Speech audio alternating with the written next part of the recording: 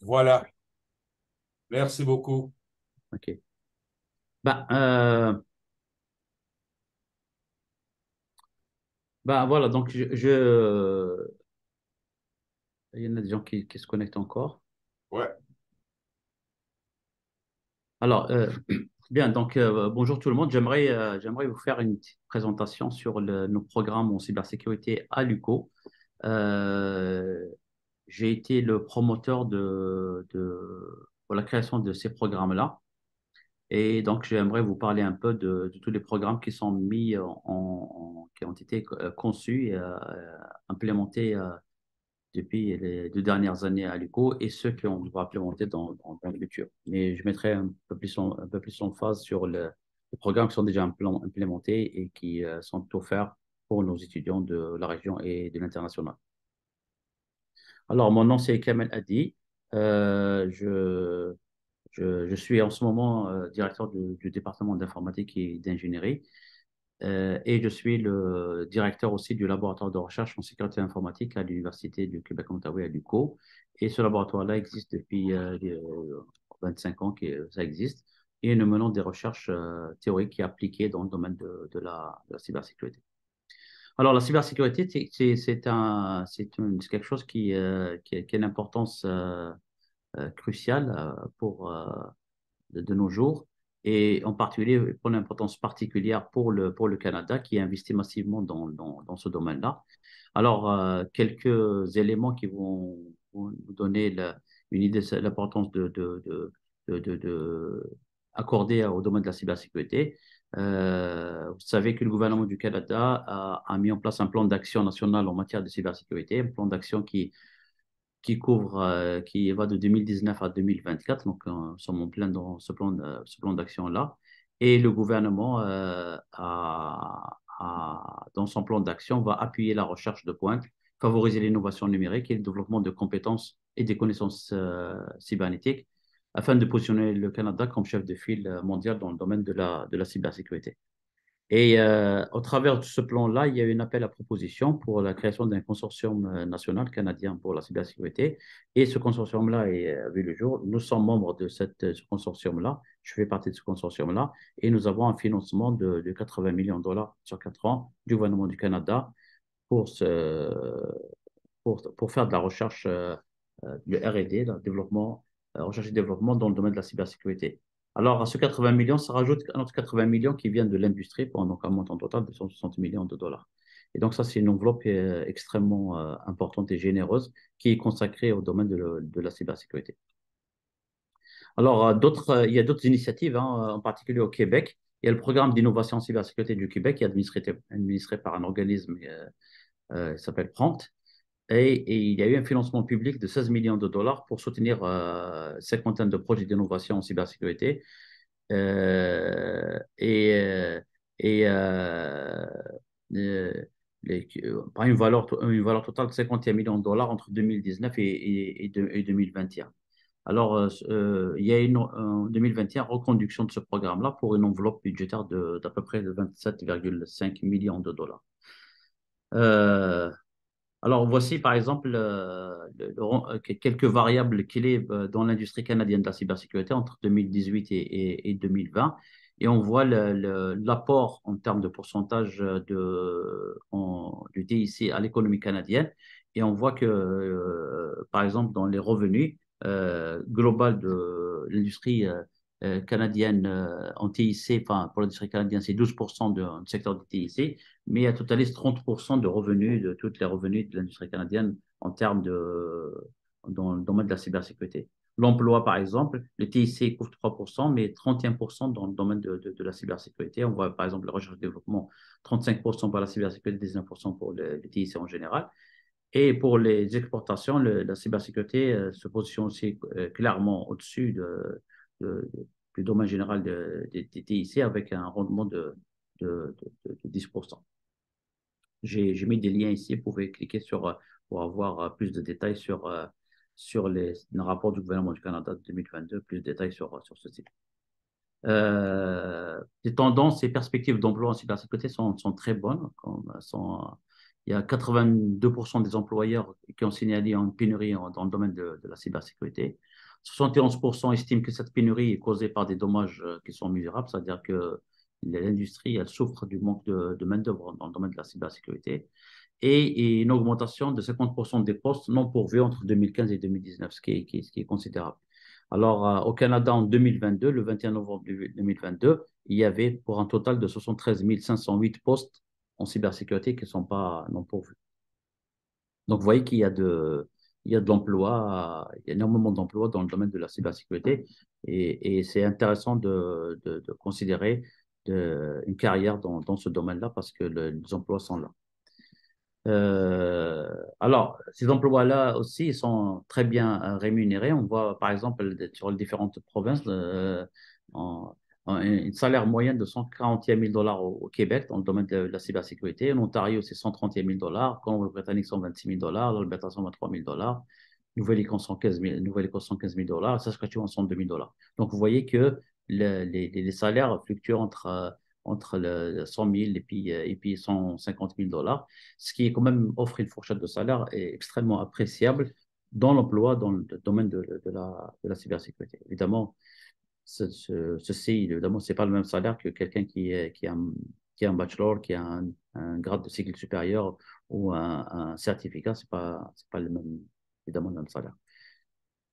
Alors, l'UCO a pris conscience que de l'importance de ce domaine de la cybersécurité. Elle a aussi pris conscience que l'offre de formation en français est insuffisante et ne répond pas adéquatement aux attentes du milieu socio-économique de la région. Et dans ce cas, enfin, l'UCO donc, s'est engagé dans un développement d'une multitude de programmes en cybersécurité pour répondre à ce besoin socio-économique de la région. Alors, on a été au département d'informatique et d'ingénierie, en particulier dans le secteur de l'informatique. On a imaginé un développement à court et à moyen terme, dans lequel on voit donc les programmes que nous offrons d'une manière classique. Là, le baccalauréat en informatique, c'est un programme que nous offrons depuis une trentaine d'années. Et nous avons mis en chantier pour la conception d'un nouveau programme de baccalauréat en cybersécurité, donc qui est destiné pour des étudiants qui viennent de Cégep, aussi bien que des étudiants qui viennent du marché de l'emploi.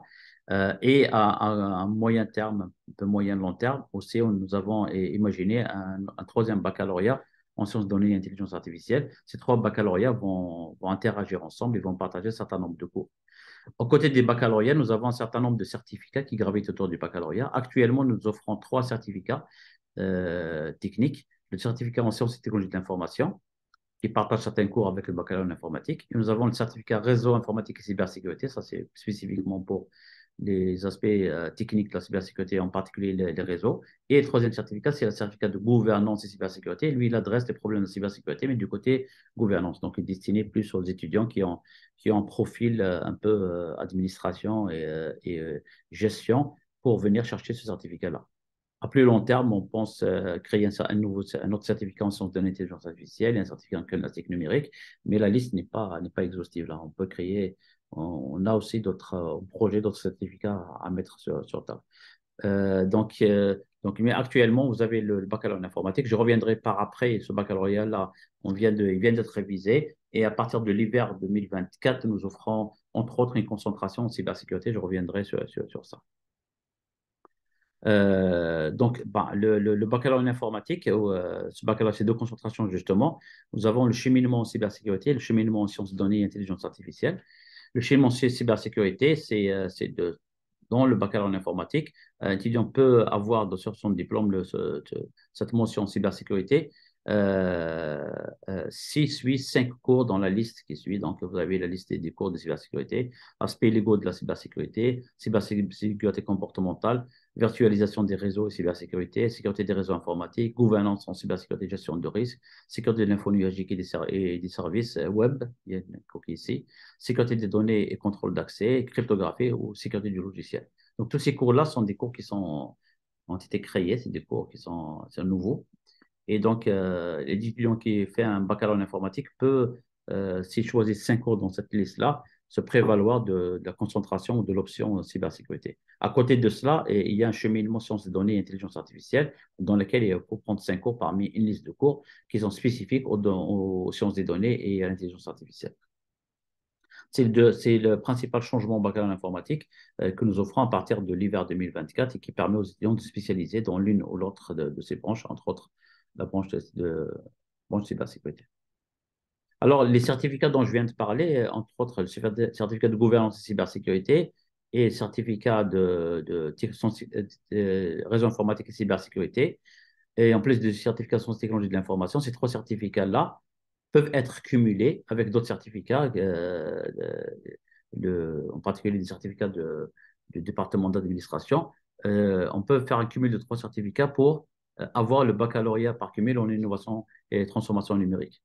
Donc, ce baccalauréat-là vous permet d'avoir un diplôme de baccalauréat par cumul de 3 certificats parmi la liste de certificats qui sont offerts.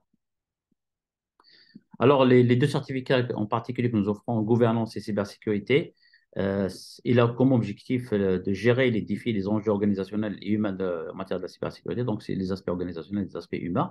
Et les certificats en réseau informatique et cybersécurité, c'est plutôt un côté technique. Donc, c'est protéger, surveiller les réseaux pour prévenir et détecter les cybermenaces.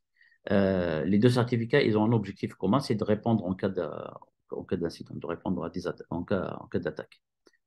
Alors, les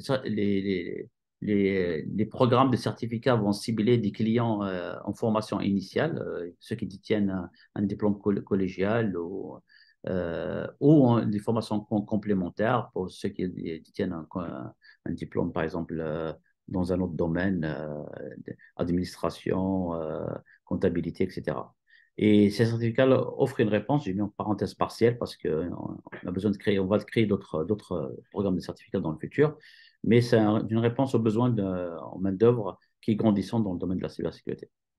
Alors, c'est des programmes de grande qualité qui se distinguent clairement par rapport aux programmes euh, concurrents.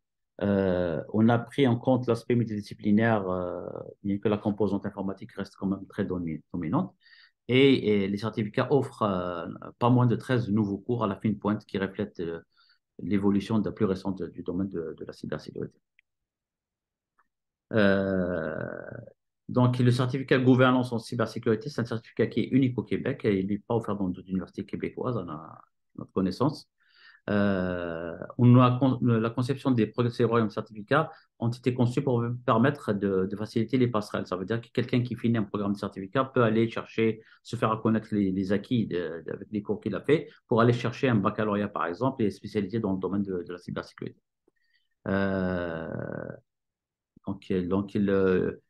autre remarque intéressante, c'est que les certificats ont été arrimés avec la certification canadienne dans le domaine cybersécurité Canada, qui est destinée aux petites et moyennes entreprises. Donc, ces certificats répondent aux 13 mesures à satisfaire dans la certification cybersécurité Canada. Donc, quelqu'un qui fait ce certificat va satisfaire ces mesures-là. Il serait apte, par exemple, à travailler dans une compagnie pour implémenter, pour mettre à jour le système de la compagnie pour qu'elle satisfasse la certification cybersécurité Canada.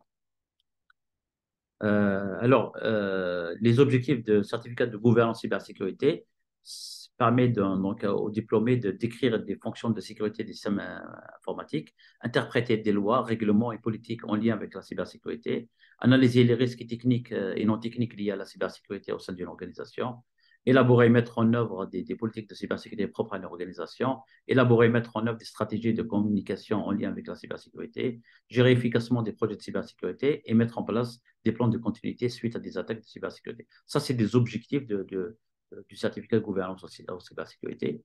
Ce programme est offert à temps complet et à temps partiel à l'automne et à temps partiel à l'hiver. Donc, les admissions peuvent se faire sur la base d'une collégiale, universitaire ou adulte.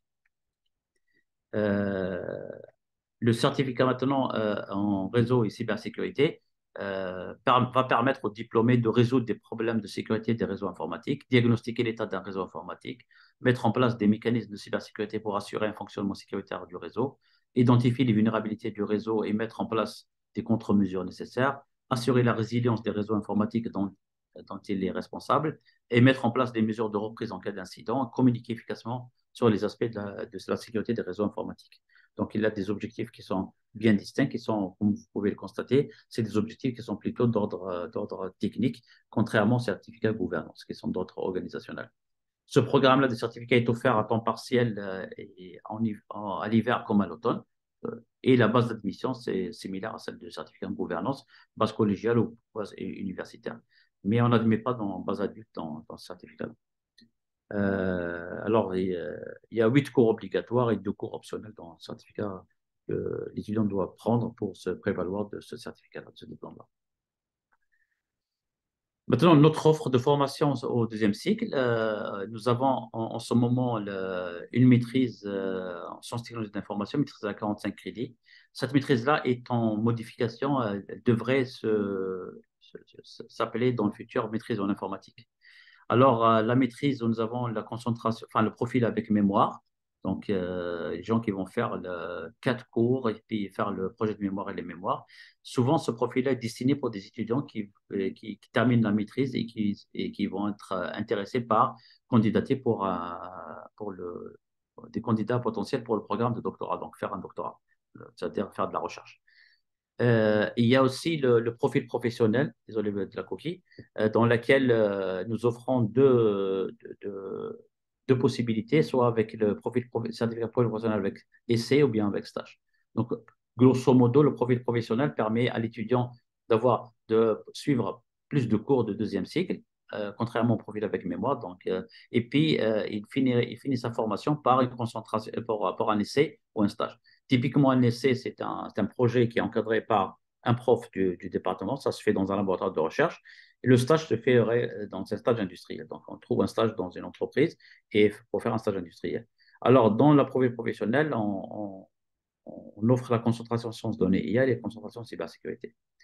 Après, nous avons développé des programmes de deuxième cycle qui sont des programmes courts. Alors, courts dans le sens où ces programmes s'appellent les DSS, des plans d'études supérieures spécialisés, et sont courts dans le sens où l'étudiant va avoir un programme de 30 crédits comparativement à 45 crédits pour une maîtrise standard. Alors, nous offrons actuellement 2 programmes de DSS. Le DSS en sciences des données et intelligence artificielle. Ce DSS-là, qui est un programme de 30 crédits, c'est vraiment professionnel. Donc, il ressemble un peu à un profil professionnel de la maîtrise. Donc, il y a des cours à prendre. Après, il y a un essai ou un stage à faire à la fin du programme. Et nous avons ce programme-là est offert depuis l'automne 2023 ou avant cela. Et le tout nouveau programme, c'est le DSS en cybersécurité. Ce DSS-là, qui était aussi un programme de 30 crédits, qui sera offert pour la première fois à l'automne 2024. Lui, il offre deux cheminements possibles. Donc, l'étudiant qui fait ce DSS-là peut avoir une spécialisation sur l'analyse forensique ou bien spécialisation sur la technique avancée en cyberdéfense. Et donc, ce DSS-là en cybersécurité a comme objectif général de préparer les futurs diplômés à une carrière professionnelle technique de haut niveau dans le domaine de la cybersécurité. Il fournit une formation de pointe pour concevoir, développer et implémenter des solutions de cyberdéfense pour mener des investigations ou pour mener des investigations numériques, dépendamment du profil qui est choisi.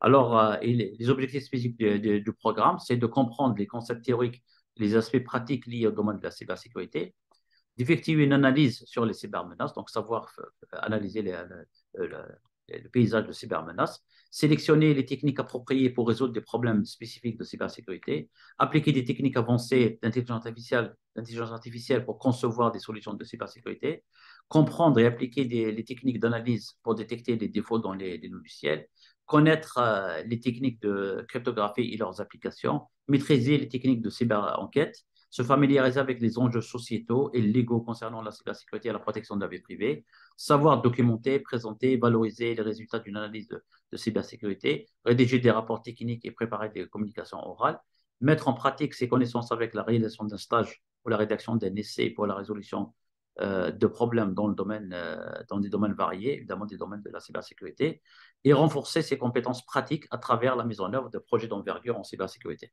Donc, ce qu'il faut retenir, c'est qu'on couvre un niveau plus poussé que ce qu'offrent les programmes de premier cycle, les aspects techniques. On introduit par exemple le mariage entre l'IA et la cybersécurité, on introduit les, les, les projets d'envergure. Donc, l'étudiant est vraiment est imprégné dans des aspects pratiques au travers, entre autres, d'un projet d'envergure.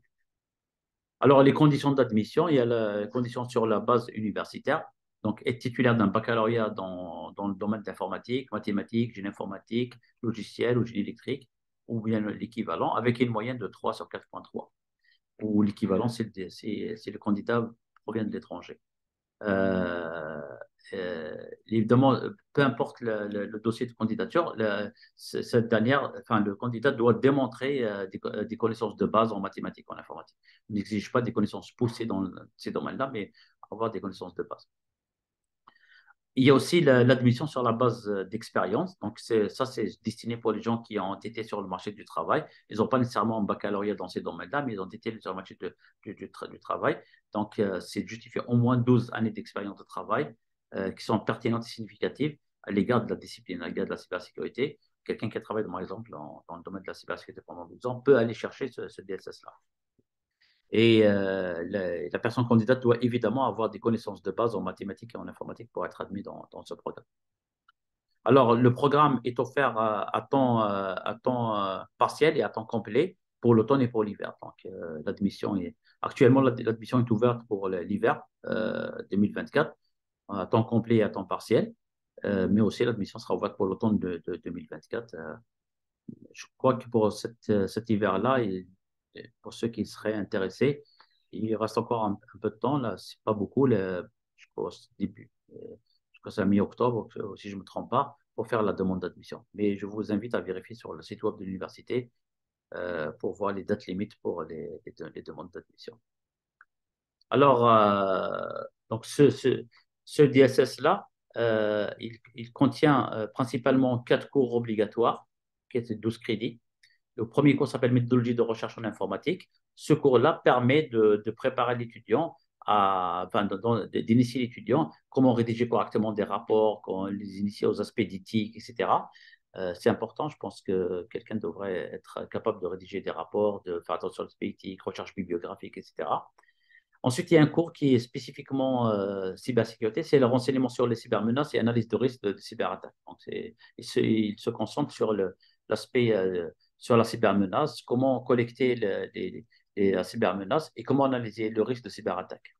Ensuite, il y a un troisième cours qui s'appelle technique de cryptographie, dans lequel l'étudiant va être initié au domaine de la cryptographie et de la cryptanalyse, entre autres, faire un peu le survol des techniques cryptographiques classiques, modernes, etc. Et puis, il y a un quatrième cours obligatoire qui s'appelle Atelier pratique en cybersécurité. Ce cours-là se veut comme un projet de session. Donc, le professeur ou l'enseignant va définir un projet en début de session et les étudiants vont le réaliser. Donc, évidemment, c'est un projet en cybersécurité. Et donc, durant toute la session, le cours va consister en un projet pratique qui va être fait. Maintenant, dépendamment de la concentration choisie ou du profil choisi, technique avancée en cyberdéfense ou investigation numérique, l'étudiant peut aller prendre et doit prendre 2 cours dans l'un ou l'autre des blocs. Donc, s'il choisit par exemple le bloc A, technique avancée de cyberdéfense, et prend le cours, par exemple, parmi le cours sécurité des systèmes embarqués et de l'Internet des objets, ou bien le cours méthode avancée en cybersécurité basée sur l'intelligence artificielle, ou le cours analyse statique de logiciels pour la cybersécurité, ou le cours sécurité du logiciel. Si toutefois les étudiants se prévalent de profil d'investigation numérique, il doit prendre 2 cours dans la liste forensique numérique avancée, réponse aux incidents, cadre législatif en cybersécurité et cybersécurité comportementale. Donc, après que l'étudiant ait pris ces cours-là, il va aller chercher un essai ou un stage. Donc, aussi bien l'essai que le stage sont des cours de 12 crédits. Donc, l'essai, l'étudiant va avoir à faire un travail. C'est pas nécessairement travailler dans un laboratoire de recherche, mais c'est pas nécessairement un travail théorique. Hein, ça peut être une implémentation, etc., dans un laboratoire de recherche. Et le stage, c'est un stage défini par un partenaire industriel et que l'étudiant doit réaliser durant un certain temps. Donc, le stage s'accompagne d'un rapport de stage qui est noté et qui permet à la fin d'être succès ou échec. S'ils ont réussi son stage, donc l'UCO va lui décerner le diplôme de DSS en cybersécurité. Donc, voici donc ce que j'avais à dire par rapport au programme. Je ne sais pas s'il y a des questions. Ceux qui sont présents,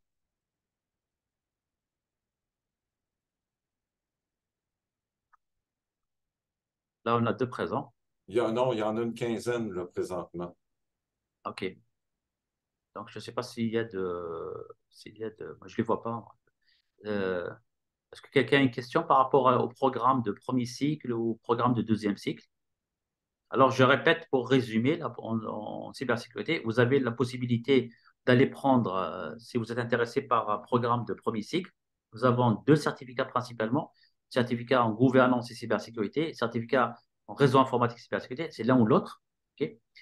Et si vous êtes intéressé par un programme de baccalauréat avec un profil en cybersécurité, le nouveau programme de baccalauréat qui s'est implanté à partir d'hiver 2024 aussi offre cette possibilité-là. Donc, vous avez un baccalauréat en informatique avec profil qui va être apparaître sur vos diplômes, profil cybersécurité. Si toutefois vous êtes intéressé par des programmes de deuxième cycle, donc soit rentrer dans la maîtrise en sciences technologiques d'information et faire un stage en cybersécurité ou un mémoire en cybersécurité, ou bien aller choisir le programme du DSS en cybersécurité qui démarre à l'hiver de 2024. Juste pour ceux qui seraient intéressés, j'ai parlé du DSS en sciences des données et intelligence artificielle. Il y a un webinaire qui est consacré sur ça, donc j'évite de m'étaler sur ça. Ça sera demain. Il y a notre webinaire pour si vous voulez participer, si vous êtes intéressé par ce programme-là. Jeudi. C'est jeudi, voilà.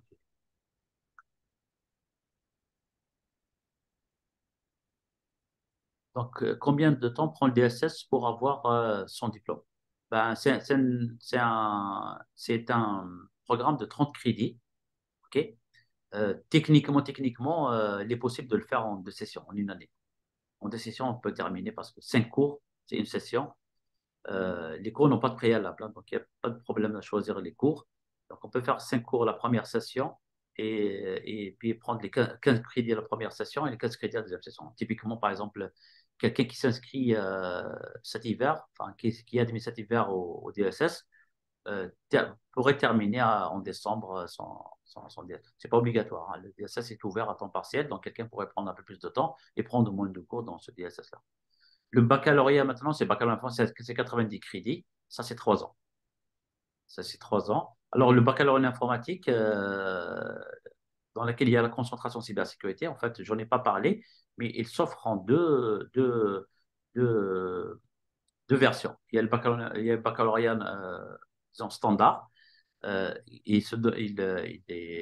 L'étudiant donc, va diplômer au bout de 3 ans avec éventuellement la concentration soit cybersécurité, soit la concentration sciences données IA. Mais il y a aussi le baccalauréat cheminement coopératif. D'ailleurs, nous avons de plus en plus d'étudiants dans ce baccalauréat-là. Il est un peu plus lent. Ça prend 4 ans pour finir le baccalauréat. Mais en fait, la quatrième année, elle est prise par les stages. Donc, l'étudiant va intercaler entre les cours, enfin les sessions où il va prendre des cours, et puis des sessions où il va prendre des stages. Et en règle générale, les stages sont dans l'industrie.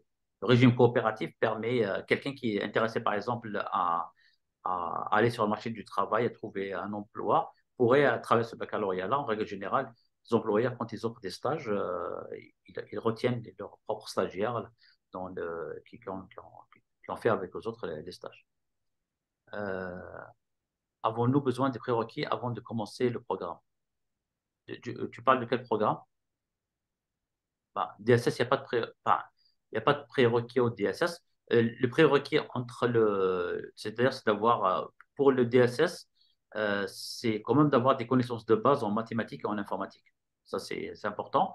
Pour le baccalauréat, c'est des conditions standards d'avoir le niveau de mathématiques adéquat. Pas d'informatique, mais niveau de mathématiques adéquat. Au niveau cégep de mathématiques, si vous allez, Luc pourrait vous donner le lien vers le programme. Mais si vous allez dans les conditions d'admission du baccalauréat, vous pouvez avoir les conditions d'admission, et entre autres l'équivalent, enfin les cours de mathématiques exigés ou leur équivalent. Donc quelqu'un qui pourrait venir de l'étranger, par exemple, de l'international, et démontrer qu'il a un équivalent du cours de mathématiques. Souvent, c'est algèbre, et puis quelques différentiels intégrales, choses comme ça. Mais vous pouvez aller sur le lien pour voir exactement qu'est-ce qu'il faut. Est-ce qu'il y a d'autres questions? Alors ce qui serait euh,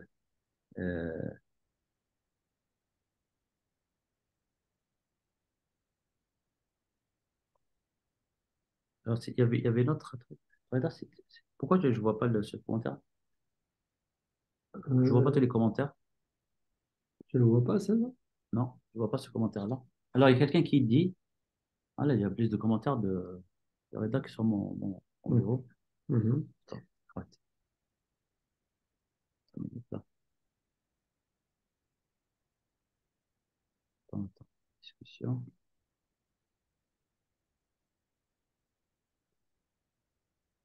Ok, je vais lire sur le portable de mon voisin. Mhm. Euh, Merci pour la présentation des formations. J'ai une question. Je suis ingénieur data scientist, mais je veux inscrire ma sœur qui est au collège. Est-ce possible pour les élèves internationaux de passer il y a pas de souci, hein. Nous admettons des étudiants à l'international dans le programme de baccalauréat. D'ailleurs, cette session, nous avons reçu un nombre assez important d'étudiants qui viennent de l'international. Donc, c'est une demande d'admission classique. Luc, il a mis le lien au début pour les admissions. C'est là que ça se passe. Donc, ceux qui veulent être admis doivent cliquer sur admission.uco.ca. Là, ils sont guidés pour aller dans le bon programme et faire la demande d'admission. Tout se fait d'une manière électronique, hein. Alors, même les documents sont versés de manière électronique. Euh, Autre question, Davy, j'ai déjà postulé. Prérequis baccalauréat en informatique. Non, Non, non, non. j'ai déjà postulé. Ah, Non, il y a plus d'autres questions.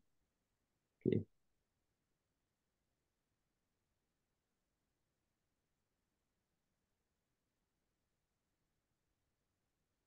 Peut-être donner l'information sur les dates limites d'inscription. L'admission. Les dates limites d'inscription. Alors, Luc, est-ce que tu as sur les dates limites pour les admissions? On parle de l'automne prochain, Pour Non, janvier. pour l'hiver, pour pour janvier. janvier. Ah non. Donc pour janvier, c'est le 15 novembre pour les étudiants canadiens, québécois ou résidents Ah, permanents. Et malheureusement, la date est passée. C'était le 1er octobre pour les étudiants internationaux. d'accord. Ça, c'est au premier cycle. Au Ok. cycle supérieur, c'est toujours la date du 15 octobre pour les Canadiens, Québécois et résidents permanents. Et c'était le 30 septembre pour les étudiants internationaux. Je veux dire 15 novembre, Luc. Pas 15 octobre, 15 novembre. Non, non. Pour le deuxième cycle supérieur. Le deuxième cycle, 15 novembre, pardon. 15 novembre, ok. Donc, c'est 15 novembre pour ceux qui sont résidents permanents ou canadiens, enfin, qui sont sur le sol canadien.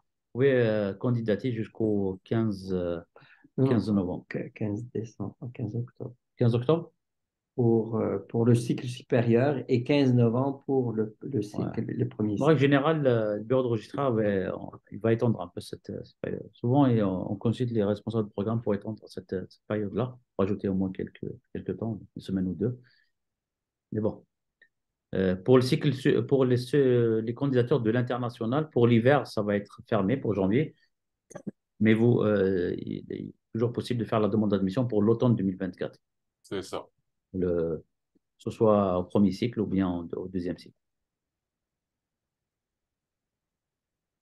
Alors, David dit, j'ai déjà postulé pour le baccalauréat. Est-ce que tu as choisi le baccalauréat en informatique ou bien coop, régime coop? David? Voilà, en informatique. Ouais. Bah, sache qu'il y a toujours, faut faire attention, hein. Si tu rentres dans le programme de baccalauréat en informatique, on ne peut pas changer après pour aller dans le régime coop. C'est deux programmes qui sont différents. Ils ont un code différent. C'est le même contenu, les mêmes cours, etc. Le régime coop, les étudiants suivent les stages. Euh, mais bon, dans les deux cas, le régime coop ou bien le régime informatique standard, il y a la concentration de cybersécurité. D'accord, je vois donc tu as pris la concentration cybersécurité. Mais voilà, cherche le régime coop. tu as encore le temps, hein, tu peux changer si tu veux le régime coop. La seule différence qu'offre le régime coop par rapport au baccalauréat standard, c'est d'offrir des stages. Oui, tu peux modifier, oui.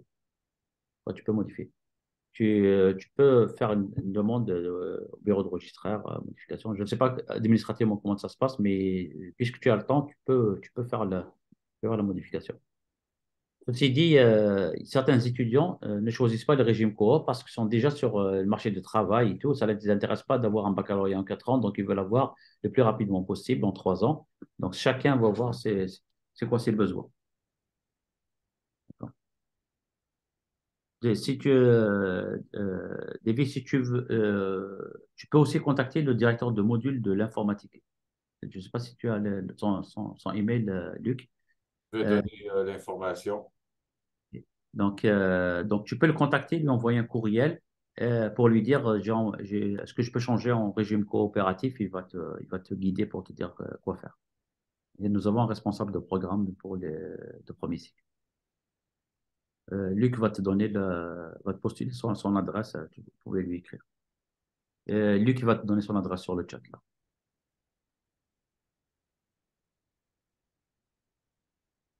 Est-ce qu'il y a d'autres questions?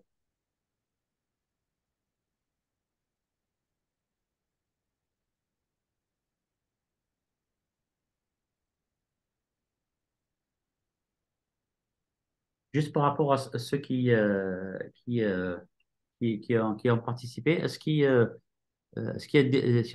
parmi vous ceux qui seraient intéressés je vois d'abord par rapport à un programme de premier cycle au cycle supérieur? Combien seraient intéressés éventuellement faire une demande d'admission? Juste une petite information sur le chat, hein.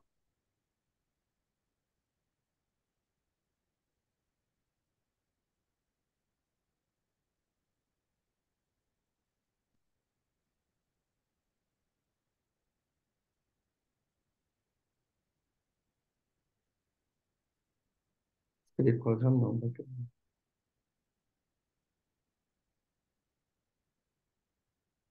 Oui. Est-ce que les Oui, programmes. oui, bien sûr, bien Oui. sûr. C'est une compétence fondamentale, hein. Les réseaux informatiques, c'est la sécurité des réseaux, c'est une compétence fondamentale. Il y a un cours qui s'appelle sécurité des réseaux informatiques.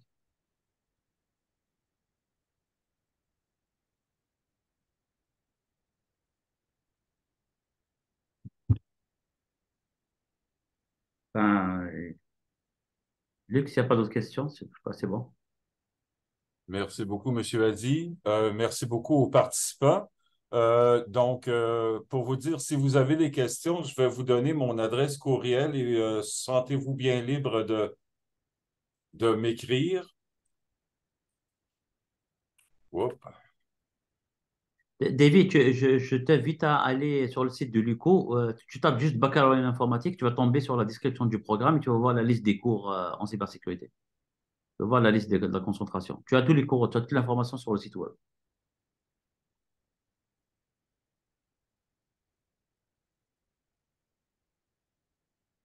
Voilà mon adresse. Et le webinaire sera diffusé sur la chaîne YouTube de l'UCO dans les prochaines journées. Luc, c'est Karim El Guimeoui qui est directeur. C'est pas Ahmed Exassi. Pour le programme Bon, baccalauréat. non, non, on parlait d'ingénierie. Je croyais qu'on parlait. OK. Non, c'est l'informatique. Bon, pour informatique, certainement que je vais donner Karine. C'est Karim El Guimeoui. L'autre, c'est Ingénierie. l'ingénierie, là. Génie électrique et tout.